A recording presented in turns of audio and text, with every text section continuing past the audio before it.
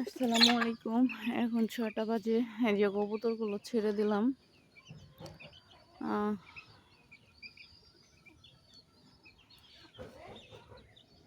সকাল থেকে রাত পর্যন্ত নিজের কাজ নিয়ে প্রচুর ব্যস্ত থাকি। যে কাউকে সময় দিব, ওই সময়টাও আমার খুব করে বের করতে হয়। যে কে কি করছে না করছে ওইটা মানুষের দেখা, ওইটাও মনে করেন যে সময় সুযোগ হয় না। যে প্রতিবেশীরা কি করতেছে, আশেপাশের লোকজন কি করতেছে ওইটাও দেখার টাইম হয় না।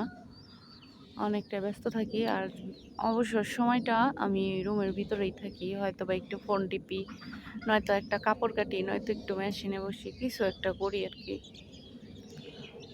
এই যে এই থাকে একটা বাচ্চা আছে, ওইটা বড় করছি। এই পাশে একটা বাচ্চা আছে, ওইটা বিক্রি করে দিব।